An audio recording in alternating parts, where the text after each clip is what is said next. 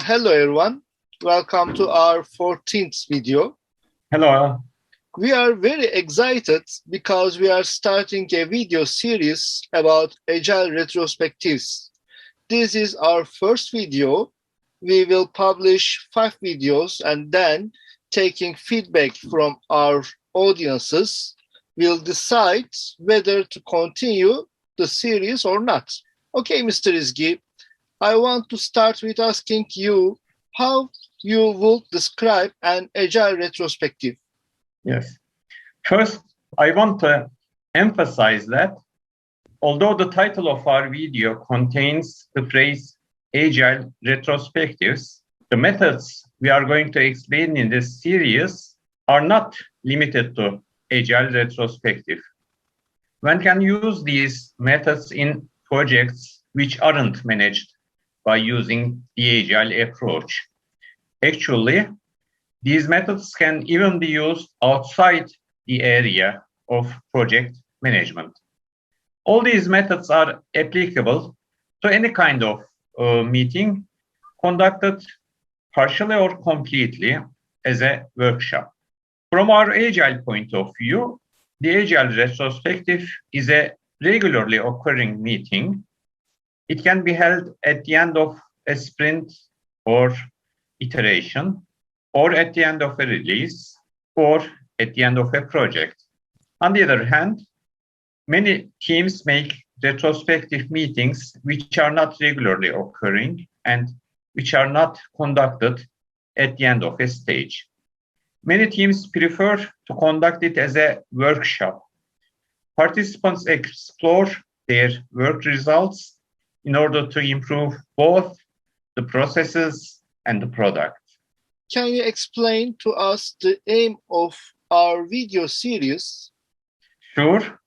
Our aim here is to teach the workshops performed in retrospective meetings. How many stages are there in an agile retrospective?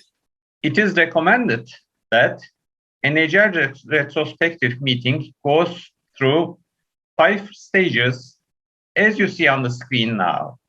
Number 1, set the stage. Number 2, gather data. Number 3, generate insights. Number 4, decide what to do. And number 5, close the retrospective.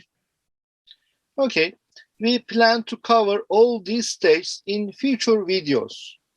The topic of our current video is the check-in workshop performed in the first item, which is set the stage. In the next video in this series, we will cover another workshop performed in the set the stage. We plan to cover all 5 stages of Agile Retrospective workshops in this video series. Yes. Mr. Izgi, you mentioned different types of retrospectives like sprint retrospective or iteration retrospective, release retrospective, and project retrospective. For which type of retrospective is the check-in workshop suitable? Well, although it is applicable to all of them, one observes that it is mostly seen in an sprint retrospective or iteration retrospective. What is the benefit of going through the check-in workshop? It's a very short workshop. It doesn't take much time. Generally, about 5 minutes would be enough. The aim is to figure out the participants' concerns and try to make sure that these don't affect the meeting in a negative manner. Also, one receives clues about what the attendees expect from this retrospective meeting. What does the meeting organizer do to start this workshop? In Scrum, this person can be the Scrum Master. It is also possible that the person is the project manager.